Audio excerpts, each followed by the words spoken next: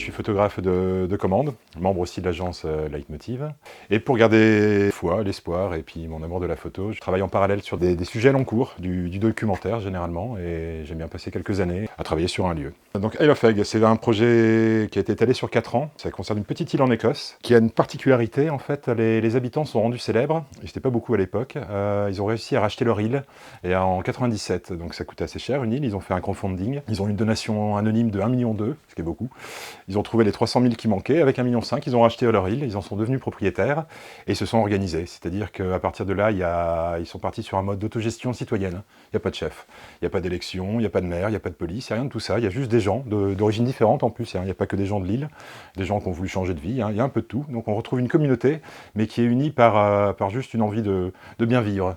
Donc on a une centaine d'images pour raconter un peu la vie sur Egg. Faut imaginer une toute petite île, peut-être 8 km du nord au sud. Il n'y a qu'une route, c'est un concept aussi, juste une route. J'ai débarqué là-bas en 2016, donc l'île avait approché de ses 20 ans d'indépendance, bien qu'ils sont toujours écossais, même. Ils ont un statut un peu particulier.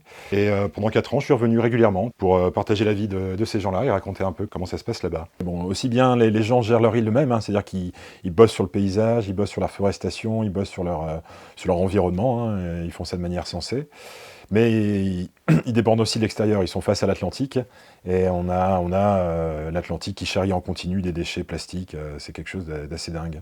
Et donc on est entouré dans un chapelet d'îles, c'est une toute petite île, des hébrides intérieures, et les hébrides intérieures sont composés de 7 ou 8 îles. Évidemment, c'est accompagné par une auteure qui est de Lille, c'est une Française qui est installée là depuis le début, ancienne historienne, qui a pu écrire un peu les années qui ont précédé mon arrivée, comment ils se sont organisés, comment on vit là-bas au quotidien. C'est un projet que Éric Lebrun des éditions Leitmotiv a toujours porté, donc là on est arrivé au terme de l'histoire. Ce qui s'est passé, c'est qu'ils étaient 60 peut-être au début, maintenant ils sont 120, donc beaucoup de jeunes qui étaient partis ou pour les études reviennent finalement, vu que la vie dans l'île n'est pas si mal, elle se passe bien. Il y a un phénomène de retour de tous ces jeunes qui s'étaient un peu enfuis. Voilà, on a toutes sortes d'activités, c'est-à-dire que pour vivre dans l'île, on peut bien y vivre, il faut avoir quelque chose à faire. Elle rêvait de vannerie, donc c'est un petit côté un peu désuet, la vannerie peut-être, je sais pas, mais elle fait ça bien. Et en fait, ils ont chopé un contrat avec la BBC, institution du Royaume-Uni. Ils ont des grosses séries historiques, c'est eux qui font leur panier, donc là, du coup, ils sont célèbres, tout va bien.